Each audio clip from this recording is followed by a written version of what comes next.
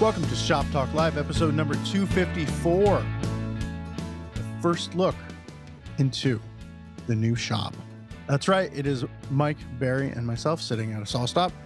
It's a new look for Shop Talk Live. We don't know. It might be the new look for Shop Talk Live. We'll see. But we'll talk about that more in the podcast. Right now, I want to talk to you about emails. Yeah, emails. If you want to keep up with everything fine woodworking, you need to sign up for the Fine Woodworking e-letter. Head on over to finewoodworking.com/newsletter. It goes out on Saturdays, and it basically tells you everything that went up on the website in the previous week. It's not filled with a bunch of spam. There is a promo list that you can get on if you want, but if you don't want promo emails, just click that Fine Woodworking e-letter email. And it's the best way of staying in the loop. And also, if you're an unlimited member, you get 2 extra emails a month. One is written by a different woodworker every month, telling you about their favorite fine woodworking content. The other is written by Mike. It is the Fine Woodworking Benchmarks First Look, and it is a first look into the content. It's a sneak peek a few weeks into the future into what's coming out in the next Fine Woodworking magazine or online. It's kind of cool that our unlimited members get to take a little peek behind the curtain. Sometimes there's even temporary artwork or drawings that go out with the first look email. So head on over to finewoodworking.com/members if you want to sign up for an unlimited membership. And those emails are just one of the perks that come with an unlimited membership. But at the bare minimum, head on over to finewoodworking.com/newsletter and sign up for the e-letter and stay in the loop, stay in touch with us, and see what's going on and what's coming up. All right, on with the show.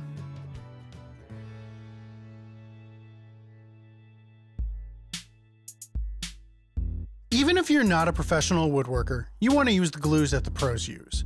And 3 out of 4 pro woodworkers trust Titebond as their glue of choice.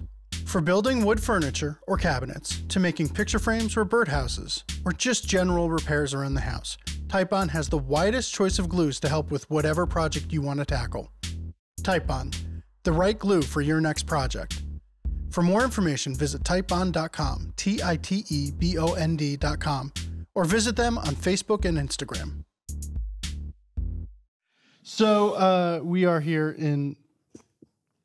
Are we calling it a shop or what will be the shop? I mean, it's a shop. Yeah. There's machines. I just turned on the joiner. Yeah. It's a shop. For anyone watching on YouTube, the table saw is unplugged. We are not recording on top of a live table saw. Yeah. But what about the outfeed table? The outfeed table is very live. Very live. Yeah, so it's getting real in here. All of the machines are wired. Thank you, Ben. Just about, well, you did the majority of the work before that, though. You and Chris Reed. Mm-hmm. Yeah, Chris was great. Chris is a woodworker in town, and he, set up all the... Unpacked, set up, positioned. Yeah, it was 5 days of work, 4. And then he did stuff at home, like build the outfeed table, get stuff for our tool wall that's off camera. He did a ton. So I was just kind of like the extra idiot when he needed an extra pair of hands, you know? Like here. I was the idiot. Sorry, he's not an idiot. I was the idiot.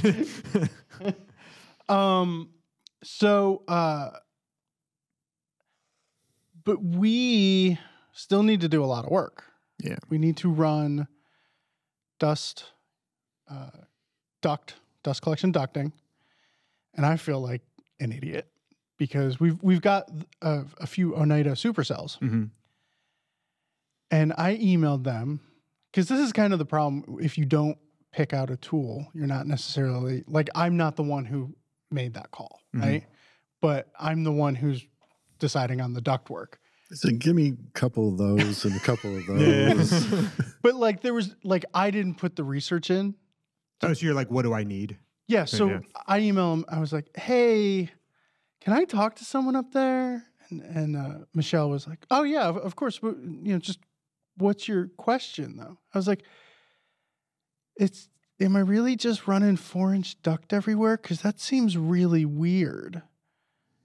Because I'm used to seeing like 5 or 6 inch duct work run all over the shop. And she was like, well, why don't you just like go to this website first? And it was like the about page, basically. And it was answering all of my questions. And it was like, oh, you really do just run 4-inch duct here. And because I didn't know anything about the supercells. Uh-huh. And I didn't know why you would only have a 4-inch duct on a big, huge dust collector. Yeah.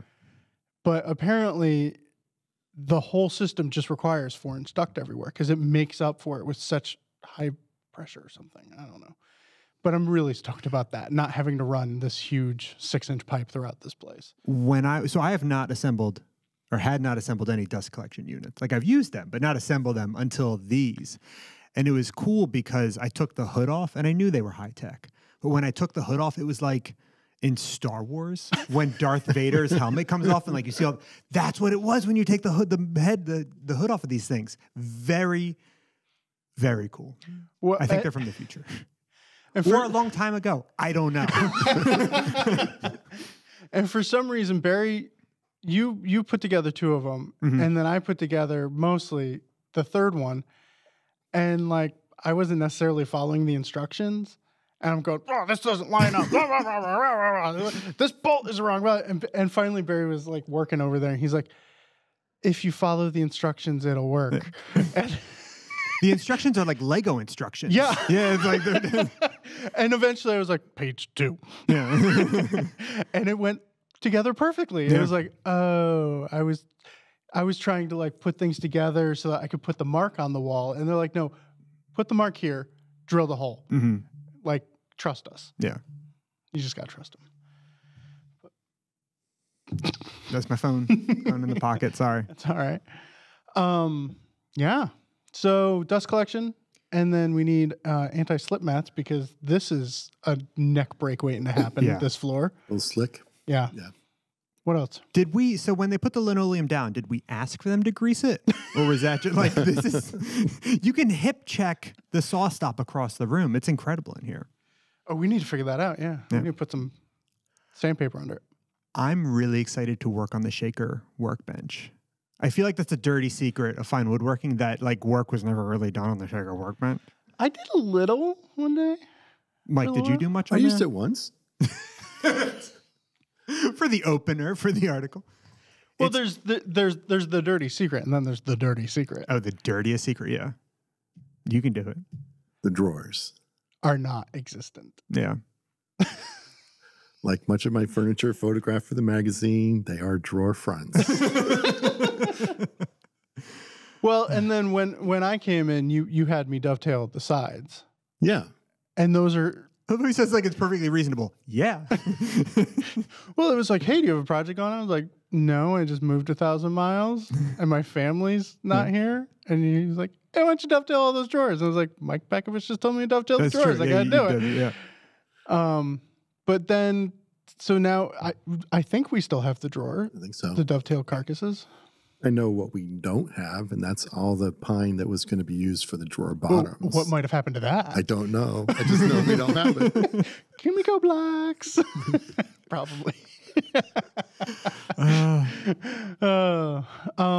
Okay, so yeah, what else do we have to do? We have to hang tools like behind the bench, run all the duct, and then like we got to like get some countertops to set up the oscillating spindle sander and all that stuff.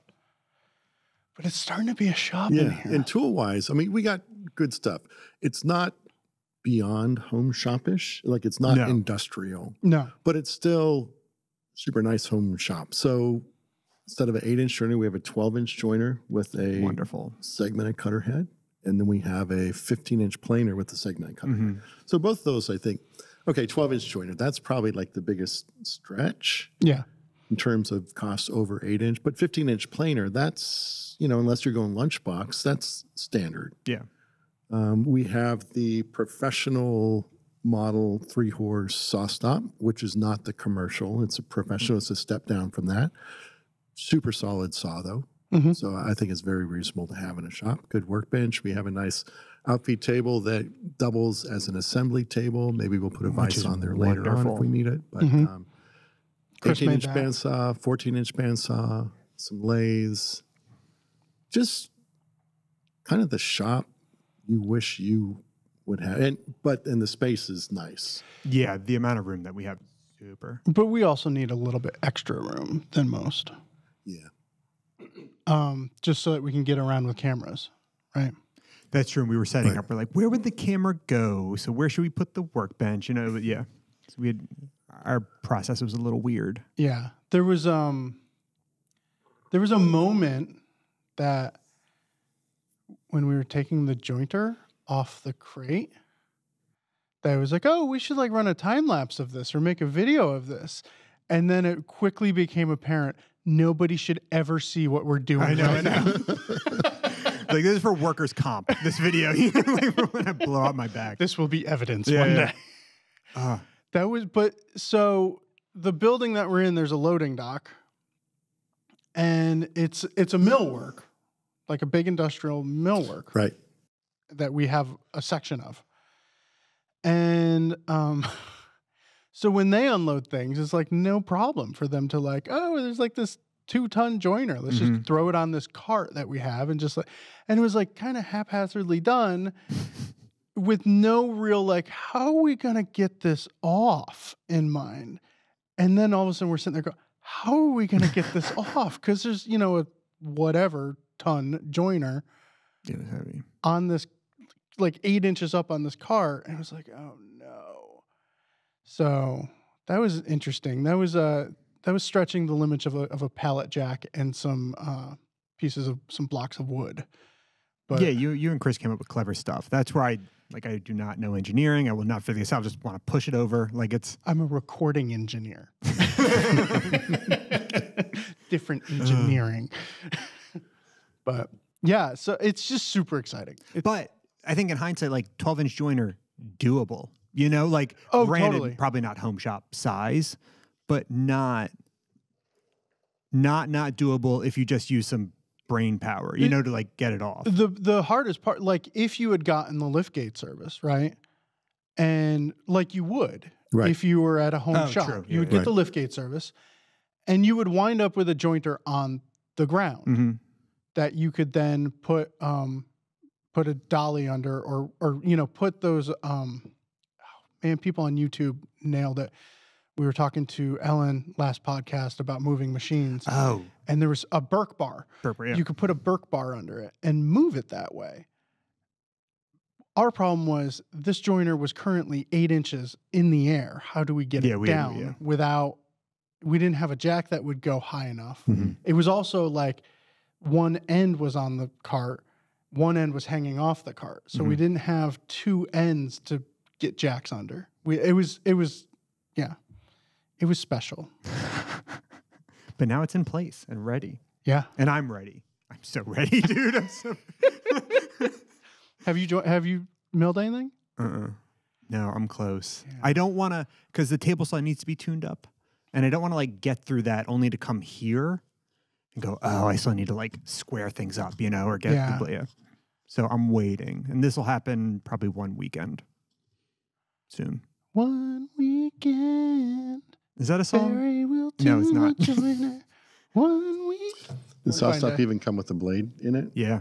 Mine did too. So the first thing I did, I got it all wired up. I turned it on, but the blade started winding up really slowly. And I did my own wiring, and I knew I got it wrong. So That's why that was in her head.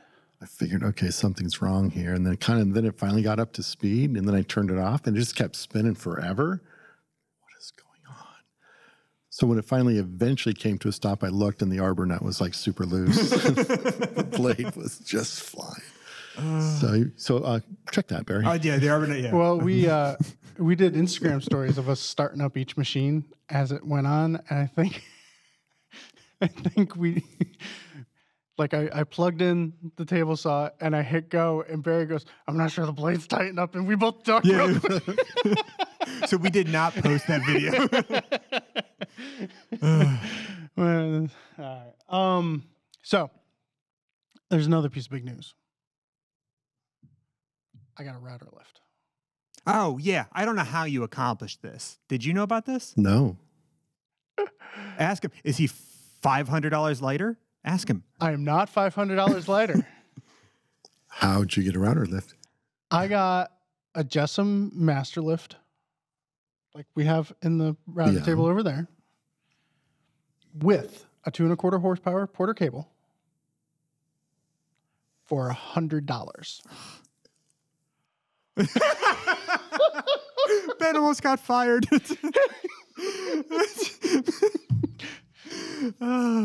Isn't that incredible? Yeah, and I even have a router lift, but I'm still somehow upset about that. It was, so we were going to bed Saturday night. It was like 11:30 or something.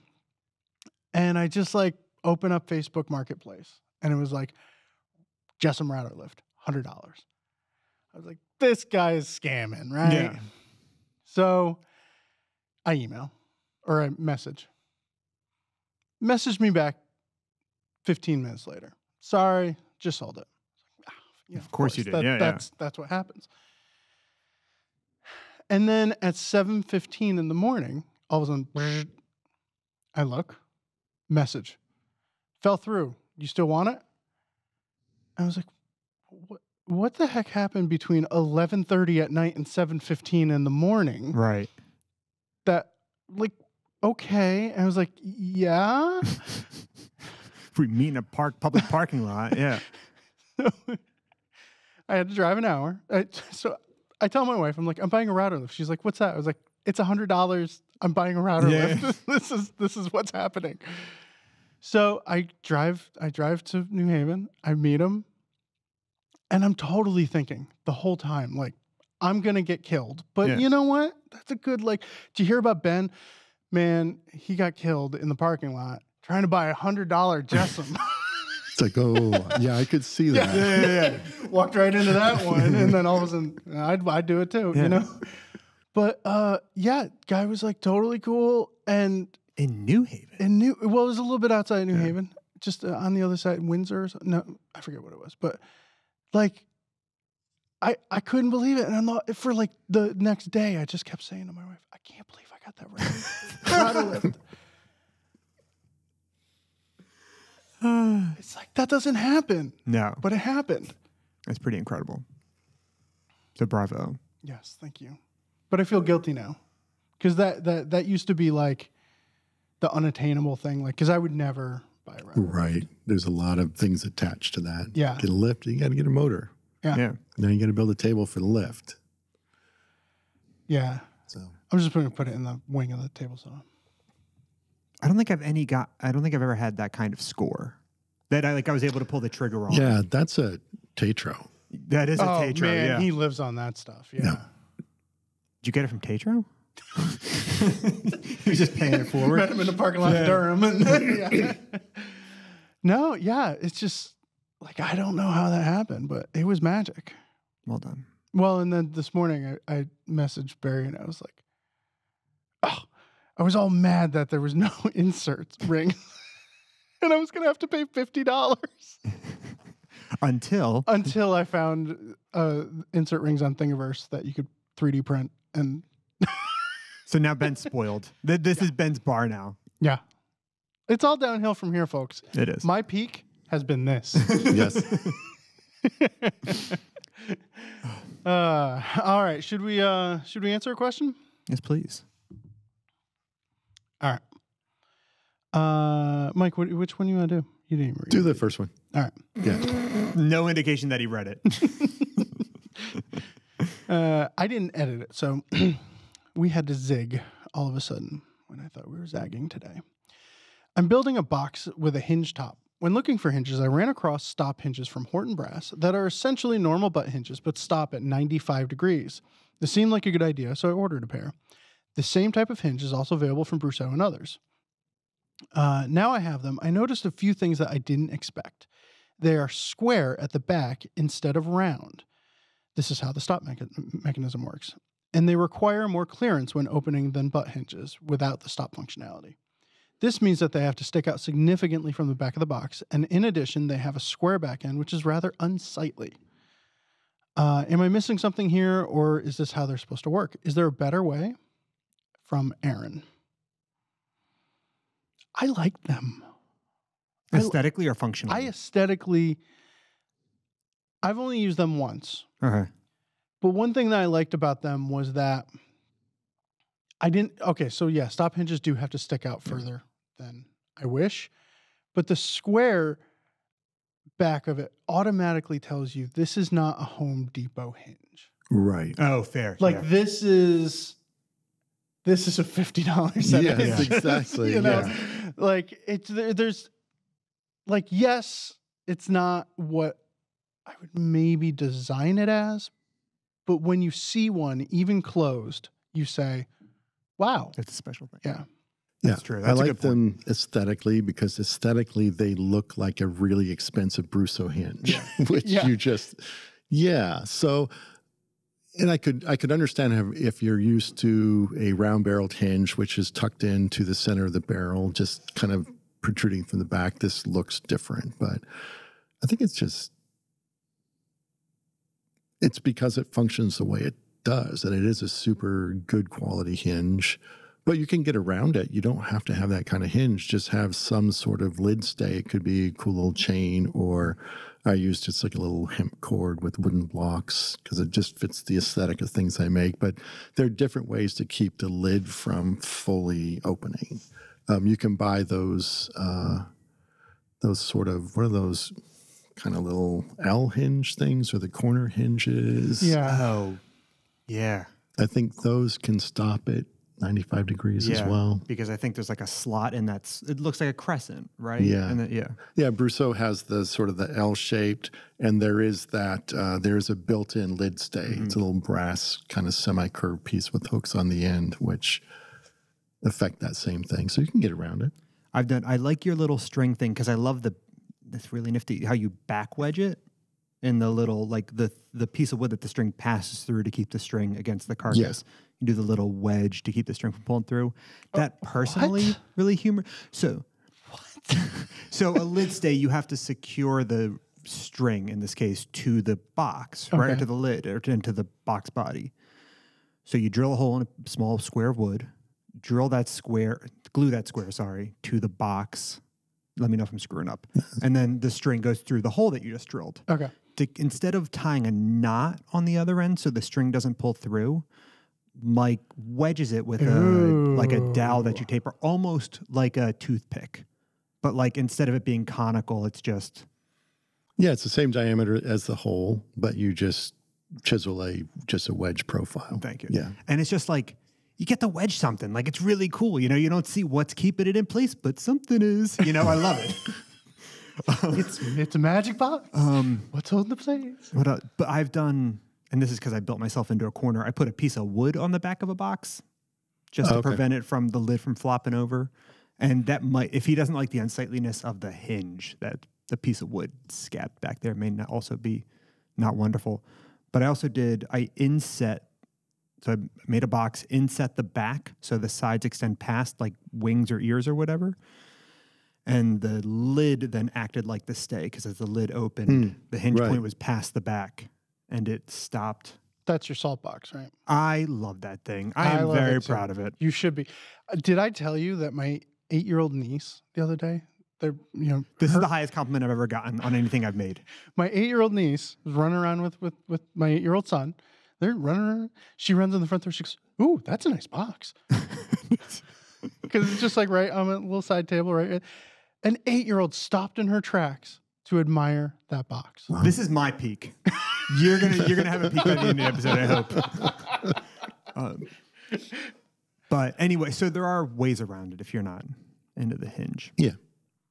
But I like that point about that's a good hinge. Yes. What do you use, Mike? For boxes? Yeah. I hate hinging boxes. It's so fussy to get the lid to close just right, and then to have the box top perfectly centered on the bottom. You'll get there, Mike. I just...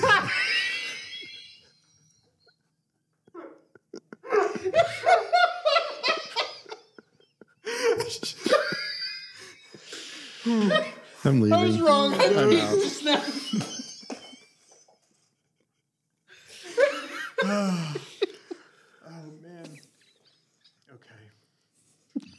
Are you gonna edit any of this middle like an intermission? Sorry. I've been erring towards a lift-off lid. So do you do the built-in rabbet? Like where you do, and I forget how it works. Pre-groove the inside. Yeah. And so when you cut it off with a saw curve halfway through the stock, just slightly overlapping the inside groove, and it makes the built-in rabbet for you. That's even cooler than back wedging string. Like it is just, and it fits so sweetly. Yeah. Yeah, that's good. I've only done that once, but it was in that time of my woodworking where it was like, you never went to the line. Like I was just afraid of the line in every aspect of woodworking. And I just left way too much meat. And then I was like, why did I do this? And I think I wound up planing off the rabbet and just putting hinges on because it was, you gotta commit to it. Yeah. Early on in the process. Or just add a line. I like adding a mitered liner to the inside of a box. Yeah. Then that creates the rabbet, the little, to register the lid. I like that a lot. And that gives you opportunity to use like a contrasting wood, like your Wenge and bird's eye. Like it becomes a design element more than function, as much as function. Yeah, it gives you that nice kind of surprise, that contrast on the inside of the box. Yeah. Boxes are cool. Boxes are hard. People think, boxes are small. It's a good thing to start on. It's really, really tough. I mean, the scale of it is such that any gap is huge compared to the overall size, as opposed to if you're building a chest of drawers.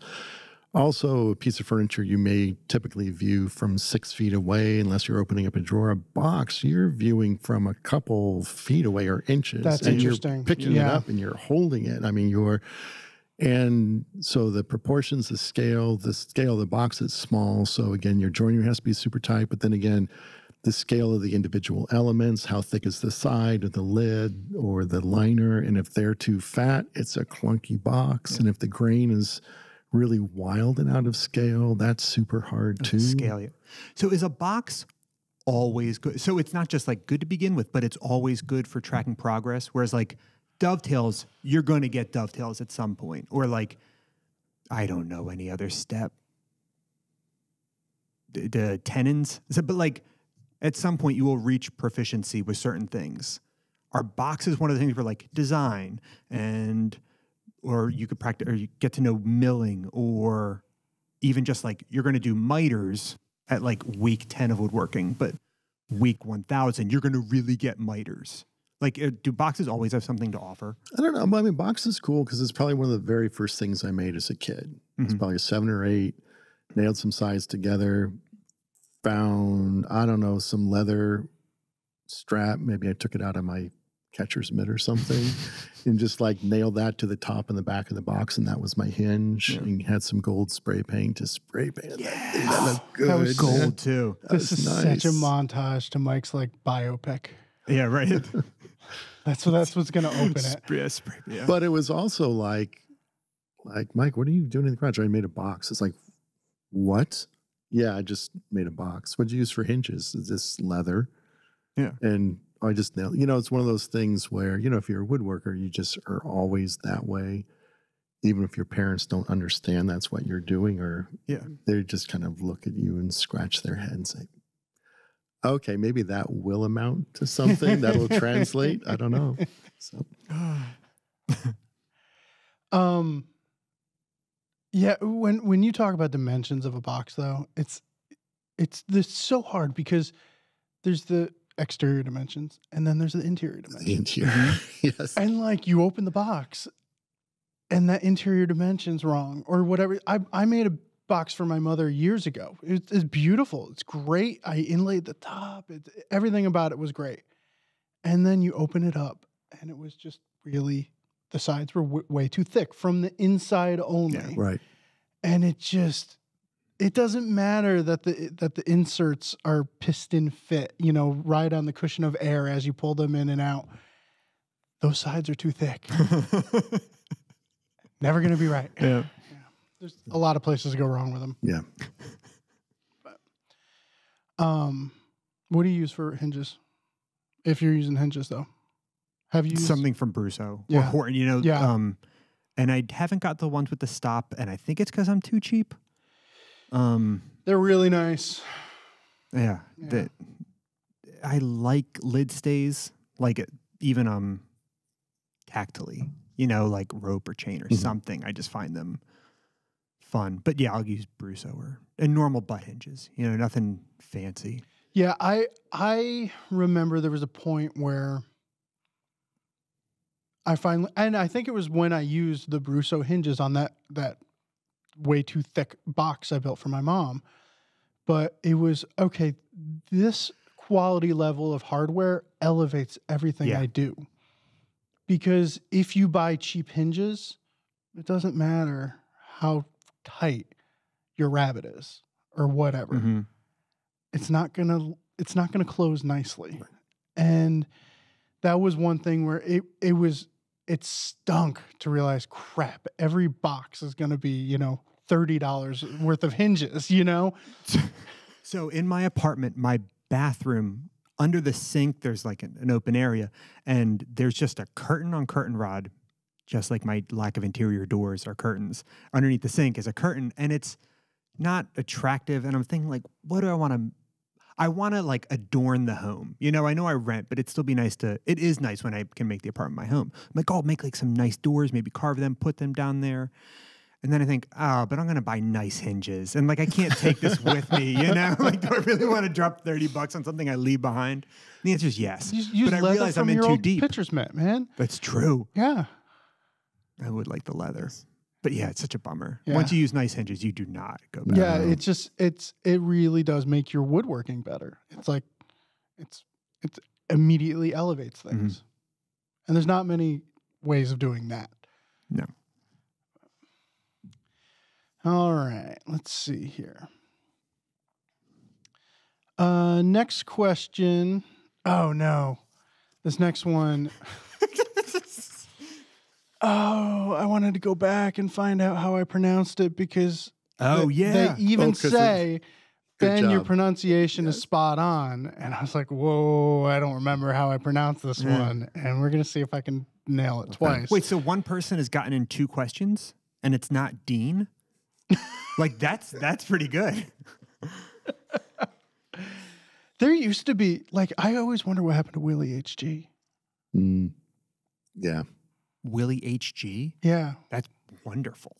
That was his, like, his handle. Yeah. I don't think he liked Ben as the host.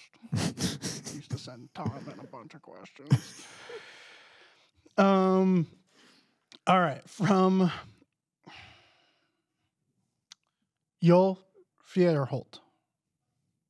Perfect. Whoa. Or Joel Fierholt. Oh, God. I'm sorry. Black or blackened wood is one of the best looks I know. So far, I've tried to dissolve iron on oak, and I'm curious about other methods. I have lots of birch and maple, so that won't work on those. What is the easiest and most convenient ways or techniques or products that you know of? I like this question. I do too. I mean, so what he's referring to is wood with high tannins, such as oak, white oak especially. If you soak steel wool or anything with iron in it, but steel wool is easy because of the surface area of the steel wool, in a jar with vinegar. Poke holes in the top because it creates hydrogen and it will blow up if you're not careful. But it just creates basically, a really, really high iron concentration liquid. And when you apply it to oak or any wood with tannins, the tannins react by then turning the wood black. Mm-hmm. So it's really easy to ebonize oak. Other woods, depending on the tannin content, it's less successful. And then you can kick it up by painting like a really strong solution of tea, which has tannic acid in it, onto it before ebonizing. And I think you can even get I have this orange powder stuff. I forget what it is. Is it Quebracho? Quebracho? Yeah, it's something. Right, yeah. It's okay. Pete Galbert said this. I think he said because this was like a Brian Boggs thing. Yeah. I think I know from Boggs. So I do have it like a. Sorry, it's okay. I do have like a little baggie of this orange powder stuff in order to ebonize. Where'd you get it, Mike? From a person. who was very nice to give me some because I was super psyched about trying it out. The thing for me, I've done a lot of sample boards. I cannot pull the trigger and actually do it on a real piece of furniture. I can't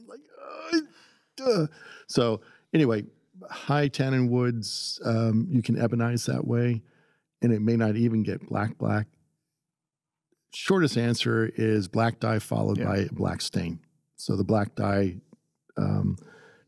colors the wood itself, but maybe not necessarily the pores. You might end up with like white pores, and then the black stain on top will then color the pores in the wood grain itself. So then when would you ever turn to like India ink or black paint, or is that the low rent version of? Also, before, making wood black and ebonizing are the same thing. Ebonized, you can just charge more for, right? Fancier. That's a good question. Okay. I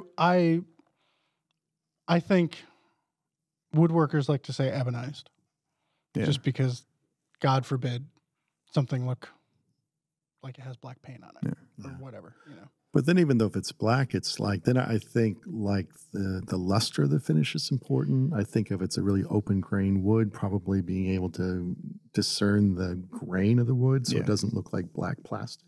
Right, yeah, like latex paint slapped on. Yeah, so I don't think you want it too glossy, shiny. That's just going to look like black Krylon. Okay. So, I don't know. And then do you go with a black wax on top, or do you do like a liming wax, like a white wax on top of the black finish to then pop the grain? On an open grain wood. On an open grain wood. And then it's just like, ooh, is that getting too designery? Is that like too... Oh, yeah. Refinished furniture look kind of a thing? I don't know. So that's why. See, I wrote really big in all caps sample boards. Yeah. Michael Robbins did he did 2 articles for us, one on ebonizing and the other on bleaching. Yeah. Because he does the two extremes. We did some videos too. And he doesn't call it ebonizing, but he actually does do the same process on maple and cherry. And maple turns like this wacky, cool blue, which works with what he does. And cherry, I think, is bluish green. It's almost weathered looking or something. Really? Yeah. It was super interesting to see the process. But he's really, really big on, just the steel wool and vinegar solution on white oak or red oak. And just because he's found that he can take multiple boards from different trees and bring them all eventually to the same tone. Okay. Right. Oh. So if he's got like because Michael Robbins does really high-end furniture for like, movie stars and stuff. And so big stuff sometimes, big sofas and, but if he has a glue up of multiple boards that are from a different tree, he believes that he can bring everything to eventually any wood of the same species will reach the same level of color. Just selectively hitting some more than other. Once a board is saturated to this point, you can keep laying it on, and that board isn't going to saturate more. Got it. The other boards will eventually. I think that there's definitely a range. That's great.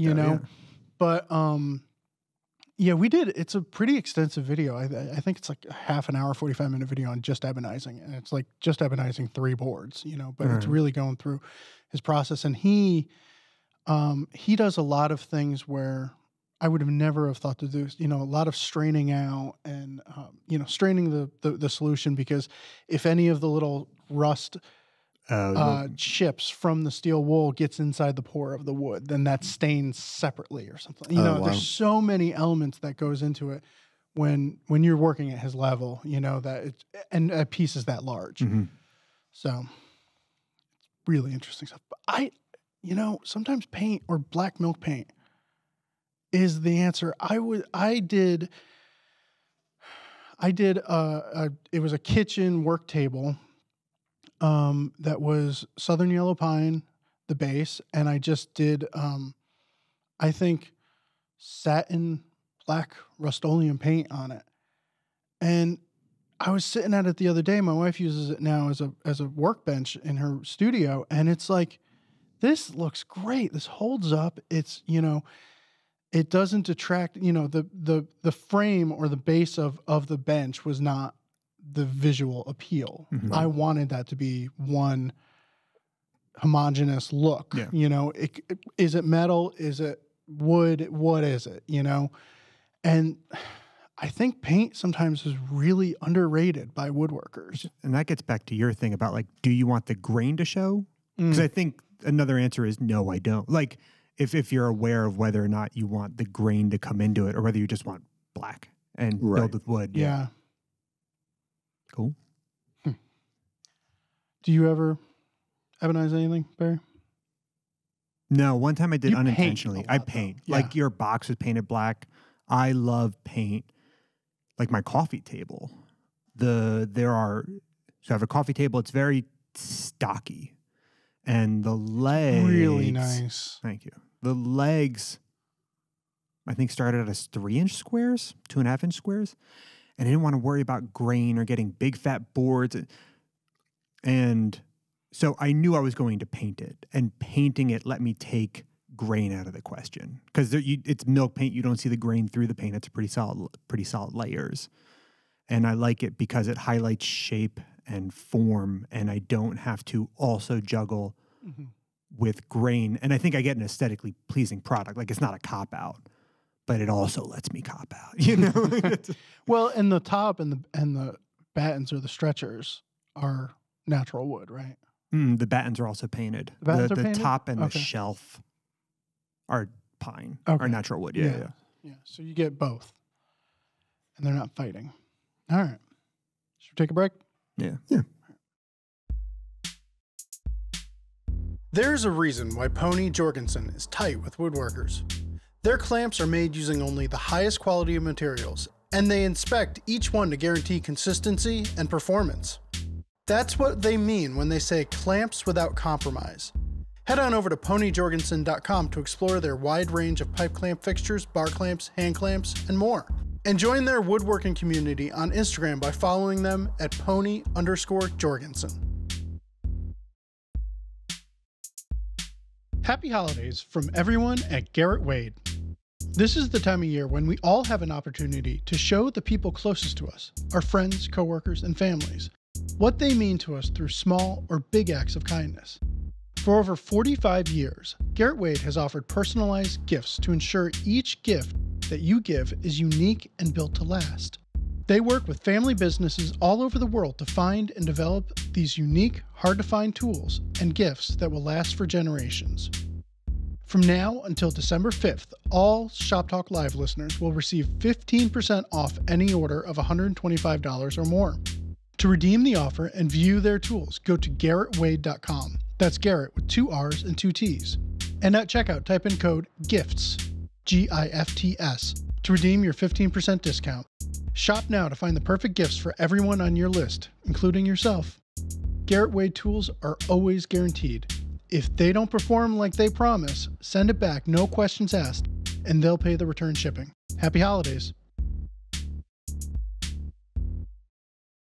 So on the break, we talked about woodworking things, just off mic. Gonna have to pay extra for that. It was the good stuff. I'm not going to use it, but that's the way it is around here.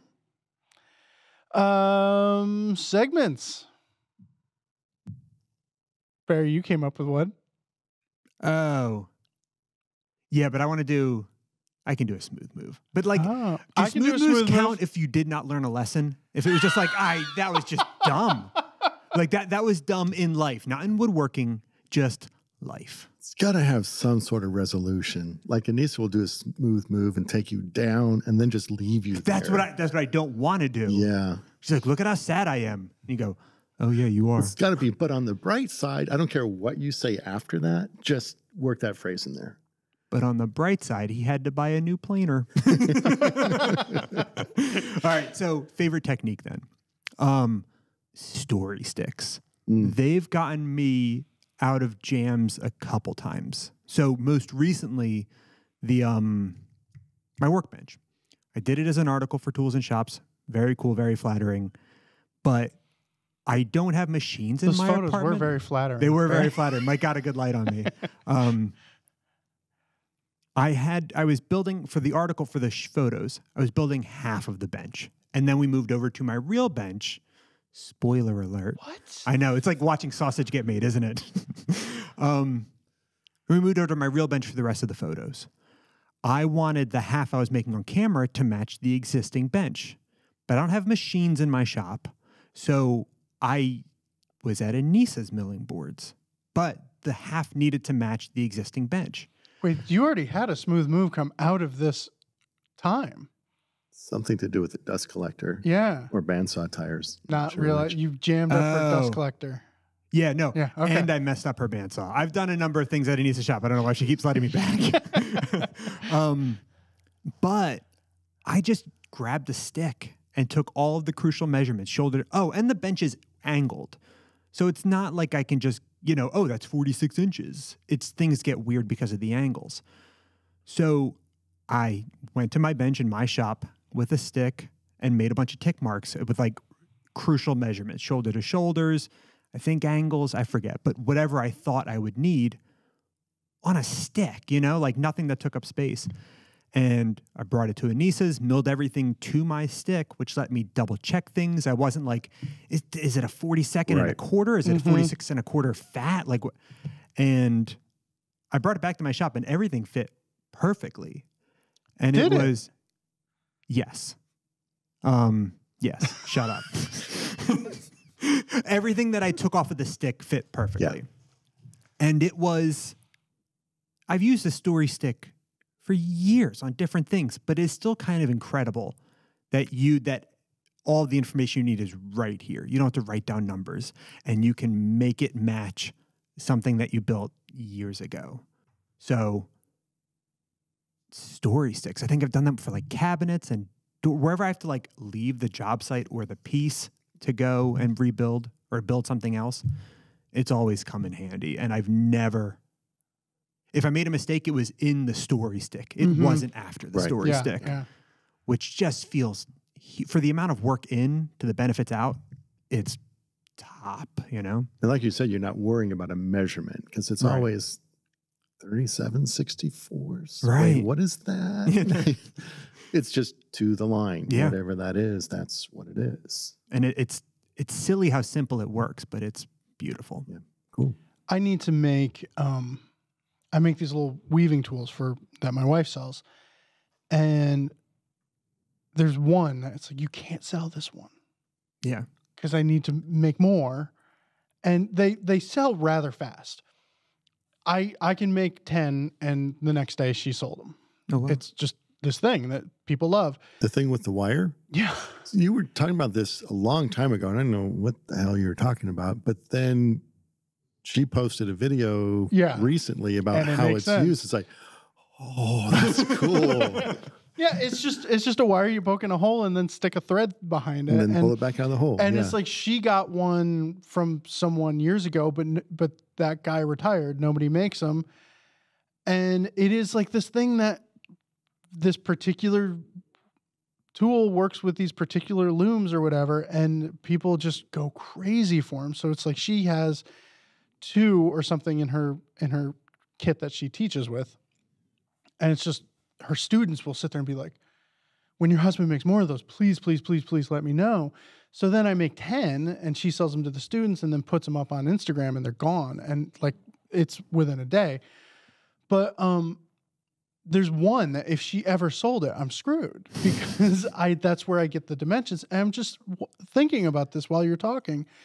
You know the Jenny Alexander's little piece of plastic? Dinguses? Yeah.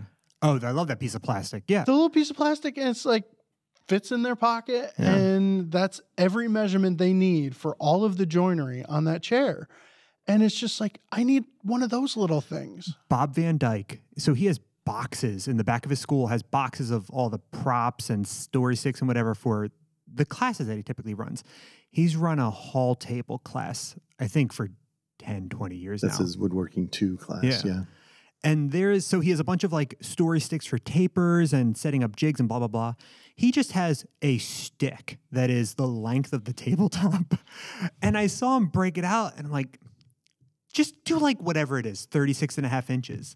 And then I realized, no, he doesn't have to do that ever. He doesn't have to remember a number. He just takes a stick out and goes, that's the length. Onto rough lumber. I can get a top out of this. I can get a top out of this. Yes. Right. Yeah. And it's just, why would I ever think about it if I don't have to, So. Can you watch that hitting the table? I don't hit the table. Never hit the table. All right. But yeah, it's just, it takes the brain away, which is great. Kind of just hit the table. I know I did. I'm going to do this. I'm going to twirl my mustache for the rest of it. So the moral of the story is one of us has to like go in and steal that stick. Or just go and chop an inch off of it. Oh no! Oh, no! Ben was mean. You are evil. Wow. So we finally put the finished top on the base. So there's like zero overhang. It's just flush on. I was just gonna like text him a picture of the stick like on the side of the road and be like, $75, buy your stick back. Wow, that was good. Yeah. All right, so I have a smooth move with a resolution. Okay. So I made those toolboxes, and I wanted to get a nice in situ shot, and I roll around toolboxes for this Luthery company, StuMac. They hired me to design this box, and I go to roll it under my bench, and my bench is 1/4 of an inch too short for these boxes to roll under. I'm like, oh, fine. So I wanted a picture of it under my bench. And my bench is attached to the wall. Right, that's right. I can't just like lift it up. I can't, So I take a draw knife, or I draw a line, and I take a draw knife in between the legs of my bench. And that's how you did it? Yeah. This bench is just, it's like, a 2x8. The apron's a 2x8 from Home Depot or whatever. It's nothing. This is a slap together workbench. Works great though. But so I draw knifed to the line. Marvelous. Just get it done. Yeah, right? right, yeah. And I get the box under there. The box is under there. Take a picture. Looks great. Okay. And then I was waiting to hear back from them on shipping instructions and a couple things. Had to take some more pictures or whatever. And I finally hear back, and okay, so I'm going to pack up the boxes. And as I'm pulling the boxes out, it catches on a sharp edge of that apron that was haphazardly draw knifed. Right. And it just, all right, okay. So I pull one box out and slide the other one over to where it's not grabbing. And these boxes were covered in vinyl Tolex material, guitar amp material. And I totally tore the out of the top of one of them. Ouch. It was a good gouge. It was, as with all bad things in my life, I immediately take a picture and send it to Barry. And I get router lift, gouge out Tolex. It's the panoply. Dynamic. Dynamic. But it was just that you got to be kidding me. So yeah. I messaged the guy. I said, I just really damaged this box. I got to recover it. It's going to be a little bit. And that's what it was. I mean, I really, really, really, really tore it up. Like, it's probably a 2.5 inch long tear that it's really bad. But the resolution is, wow, Tolex is easy. Because I was able to just yank it off. It was an effort to yank it off. And thank goodness it was the top piece, which was the last piece that went on in the progression of, because I do the sides and then I trim them long on the side, and then the top overlaps the sides. Now the top it goes along the top, along the back, and along the bottom, all one piece. So I pulled out my Tolex, my leftover Tolex, and I pulled out the bottle of glue, and I used every drop of glue in the process that I had on hand, I can't buy it locally. I have to, buy it from Stu Mac. So I was like, okay, here we go. Yeah. And it was one of those, if I start this process and run out of glue halfway through, Right, you're done. I'm done. Yeah. And if I, but 45 minutes later, recovered, trimmed up, good to go. If it was a natural piece of wood, like a finished polyurethane or something like that, and I did the same exact thing, it would have been, I'm probably rebuilding this whole case. So covering wood with other things is kind of in my future now, because it just, there's something that I really enjoyed about the process. I didn't get into woodworking for the love of wood or whatever. I love building things, and wood just happened to be my medium. Yeah. And so like this Tolex rabbit hole, I could see doing a lot more of this, but it just has proved to be like really, really functional. Something happens to it, recover it, move on. That's pretty cool. It was pretty touch and go there for a while. Cool. Yeah. Okay. I need to pause. Uh-oh. Let's back away. All right. So, not talking about you. It's like, okay, something happens. Yeah. Let's just back up before we immediately make it 10 times worse before we think of a good fix. Yeah. Yes. So. Yeah. This is a cool technique. And like a lot of technique, it builds on other really cool techniques, but it's just got applied in a really specific fashion. So one way to miter stock on the table saw is to tilt your blade 45 degrees. That helps. And then move your fence to the, I have a left tilting saw. So I had to move my fence over to the opposite side onto the left side of the saw and then put an L fence on. So basically, blade 45, it's just lined up just to the tip cuts right at the L fence. Mm-hmm. So then you can put your stock down, put some sort of, I usually have a long piece of wood, usually with a handle on top and sandpaper on the bottom. You use it like a long straight edge. You just align it to whatever line you want your miter to be on this edge of your stock. It's good for big stuff like plywood and that kind of stuff. You just put it on the line, you ride your little straight edge piece against the L fence, and it gives you a really clean miter without the workpiece getting trapped between the blade or the offcut getting trapped somewhere. It's just super clean, easy way to do it. So that's just a thing. That's pretty well known. And then I don't know what the next point in that evolution was, but I was making mitered liners for a little dovetailed box. And I've made these thin, they're like 3/16 liners that you go in, and then you could do partitions in them for drawers and that kind of stuff. It's a really cool way to break up space in a case piece without having to worry about it as you're building the case itself. And I've done it with the router table, with the little miter bit and the V-groove bit. I've done it at the table saw on a sled. And I thought, well, let me use this L fence technique. And then I thought, what if I get a piece of MDF and I size it exactly to the vertical opening in the box so that I can just slide it right into the box vertically. Then I'm going to make another piece of MDF to fit the bottom of the box so it just slides in perfectly. So they're just square pieces of MDF that are just sized end to end to one of the interior dimensions of the box. So now I make this piece a little bit wider front to back than the liner stock I have, and put just a little cleat front to back just to hold the liner in square. And then you just trim the liner off just like, whatever, quarter, half inch over length, put it on this block, you run it against the L fence on one side to miter one end, you rotate it, miter the opposite, and now you have this mitered piece, which is mitered to the exact length you need without having to cut the stock exactly first and then try to miter the ends. So, that's okay. But there's more? But there's more. Because that was pretty good, Mike. Yeah, that's enough. All right. If that were all, I think that would still be a good technique.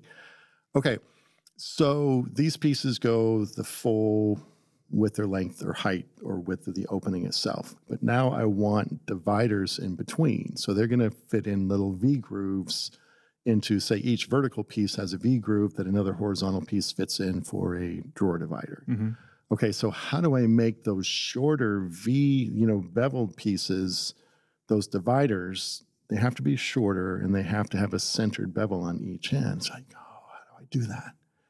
And then I thought, oh, well, the V groove in the side has to be exactly half the thickness of the side. The depth has to be half the thickness in order for the opening of the V to exactly match the thickness of the divider.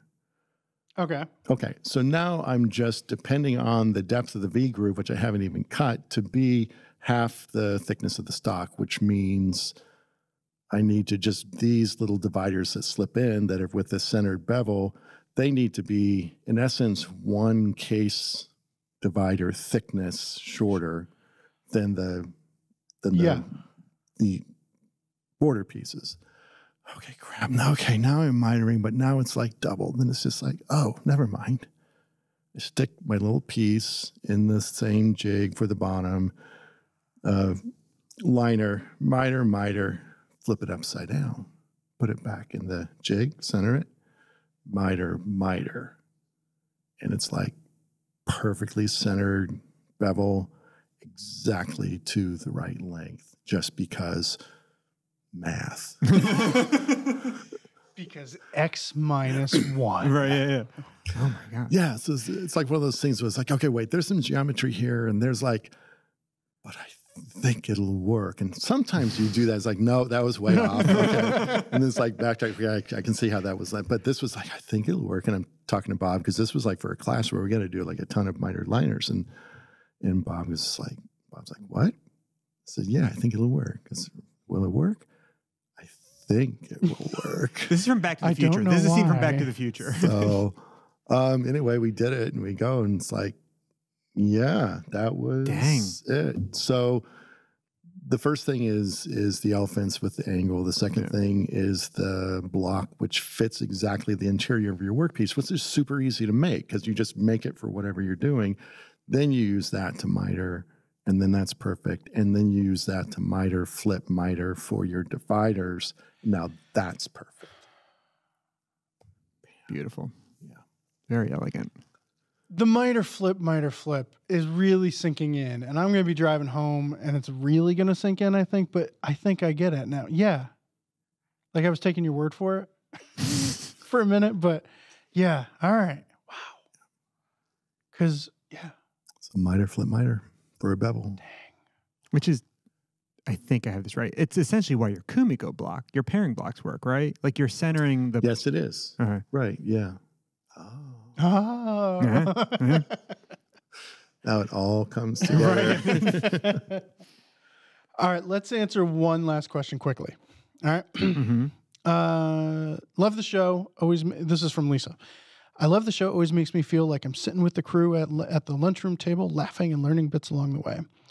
I'm building a painted coffee bar, aka a basic cabinet with legs for some friends. My experience is mostly with building solid wood, black walnut, maple, walnut, white oak, and finishing with oil or sprayed lacquer. How do you suggest I paint the doors to prevent the paint from cracking due to wood movement? I'm making floating shaker panel doors, plywood panels, and poplar frames.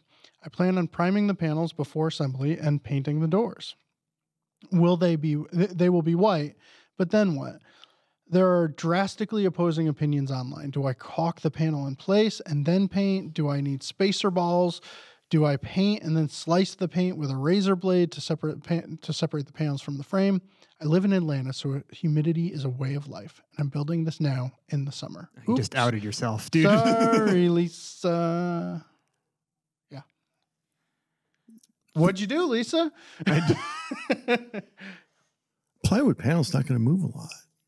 She says that she's doing a floating panel and then it's plywood. You don't float plywood, right? Yeah, but it sounds like I would assume it's solid wood No, plywood panels. Like you glue plywood. Yeah. Like that's part of the reason. Sure, like if Yeah. you're using like cope and stick joinery for, like kitchen cabinets, it's super, that joint is like maybe ½ inch long at the most Oh, in that terms of the tenon. Yeah. So you typically, I don't know, I typically glue the panel in. I'll use like MDF or plywood flat panels and just glue it in. Yeah. But let's say even if you're doing like through tenons that are wedged, are you ever not gluing that plywood?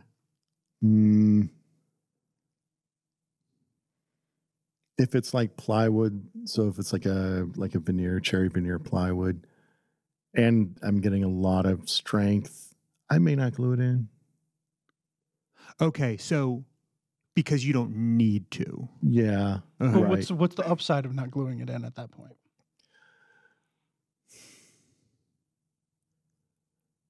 Well, I've done plywood panels. I've done MDF. I think, and I'm sure some listeners are probably way ahead of me on this, I think MDF actually does move. And I think that I have because my entire kitchen, like 28 doors, and I have a couple doors which there's a little bit of a wind in there, like they came out of flat.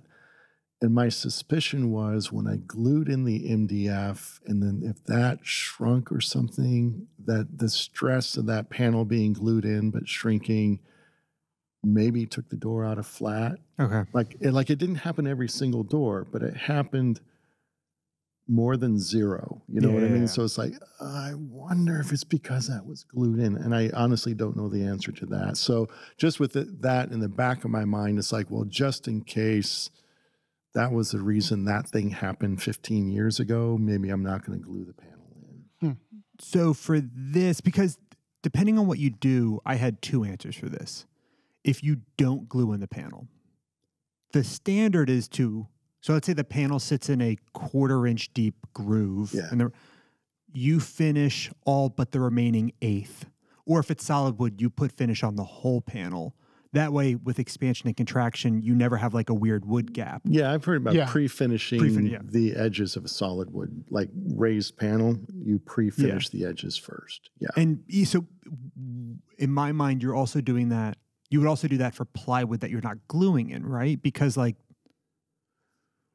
for the same reason. I guess I don't know, only because I don't think that plywood's going to move enough to matter. Okay, so MDF. Sorry.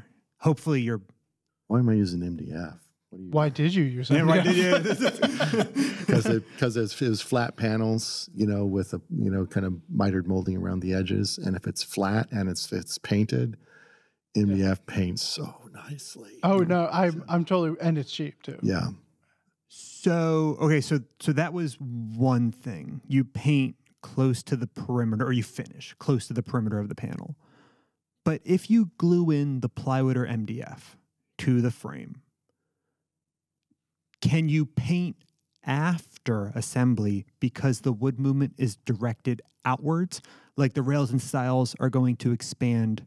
They're locked around the panel, so the wood movement's going to be away from the panel rather than open up a gap where the panel isn't finished. You know what I mean? Know. Yeah, no, I mean, if I am going to be painting, I don't pre-finish. Like if I'm gluing in an MDF panel, I'm not going to pre-finish because I don't really expect it to move. I'm treating that like something that isn't moving. That's okay. I would pre-finish the edges of a solid wood floating panel, definitely. Yeah. And then I think if you just don't goop on the paint super heavy, you're not going to have all that adhesion that's going to kind of weirdly stick and bubble and crack and stuff. Yeah. I don't think you have to like the spacer put a super heavy coat of paint on, do you? No. Well, I mean, the problem is if you're painting it after the fact, it's hard to get paint in that little corner. And I think you wind up going in heavy with a brush. Yeah. You know, and I think that might be where a lot of that problem comes from, where, there's a accumulation of paint in that corner of the panel. So I think regardless, I would paint the panel beforehand. We should talk to a painter. Sure. Yeah. We should have talked to a painter. Should I call Mike Farrington? Does Mike Farrington would have he would know, well yeah, he's informed done. opinion on it. Yeah. We're gonna redo this one, Yeah. Lisa, with Mike Farrington. We got the wrong mic. Our smooth move this week was. Have you ever used spacer balls? I find these things fascinating. I think early on I was sold on the idea, and I did the thing where you put a line of caulk on a piece of melamine or something, then cut it into, because back then I couldn't afford it. DIY spacer balls. Yeah. And then I think it was too thick and I couldn't get the panel in. Yeah. It's just it seems too much to me. Like if even on a solid wood panel, if you glue the center, center of the panel vertically, panel's not going anywhere. Right. You know, just glue it where you're supposed to glue it. Yeah, and it's not going to rattle around. It's going to be fine. I mean, this episode is not sponsored by spacer balls. But if it were, I think I'd hold tight. You know, it might be a little overkill. I bet you in industrial applications, it's nice. Oh, I bet any kind of efficiency you can get with because those things can't be expensive. You know, but are they widely available? Can you get them in like a Home Depot, or do you gotta where do you find them? That would be the only thing.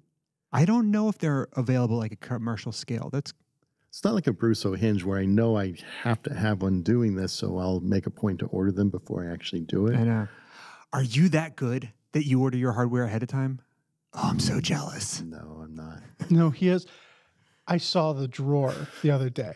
He has a drawer that's got like $1,200 worth of hinges in it. Get out. I'm not joking. I have. And my address is... Yeah. That's the college savings account. Yeah. He opened up the drawer and I was like, oh my God. Yeah. That's cash in the blanket or like in the mattress. Whenever I'm buying like a set of hinges for a one-off project, before, I'll buy more. And then if I'm buying hinges for a whole class, then I'm definitely buying more. Right. And those just add up to a drawer full of That's really good. Hinges, yes. Yeah. All right. Well, I think that about does it for this episode. You know what I realized? We haven't been doing recommendations. I recommend just tooling around on Facebook Marketplace and realizing how lucky Ben was because that doesn't happen. It's just looking for things you're not looking for. Oh, well, my recommendation is I found some really nice old clamps at a flea market once. Yeah, you did. So that's not a recommendation. Those were that's really nice clamps. What I really like is that Bob Van Dyke has more clamps than he knows what to do with. Was still mad that I just. So they're worth more, knowing that not only do you have the clamp, but Bob wants them. Yes. Yeah. I was literally walking down the street holding my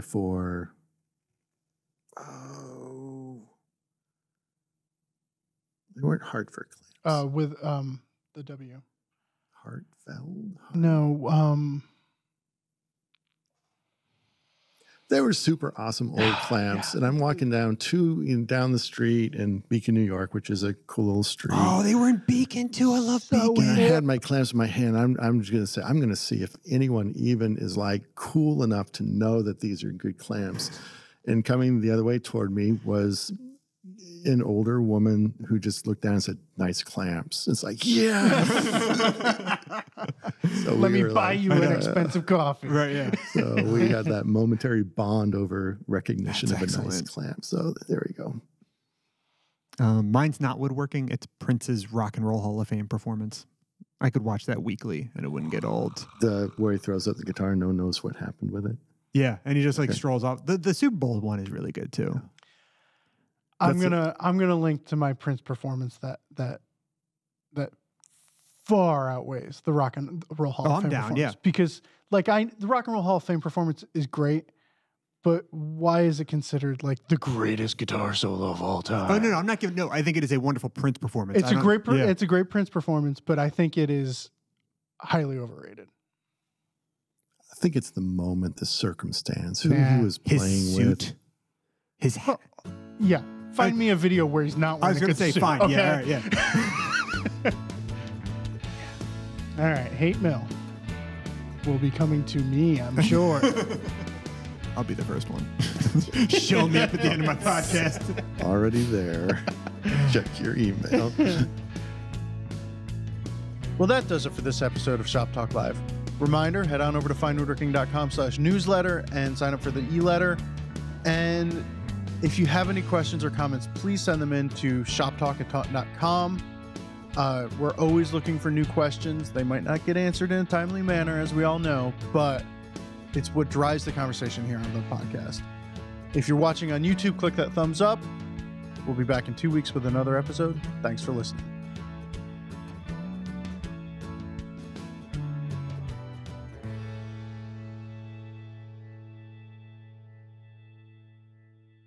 This is my peak. It's all downhill from here, folks.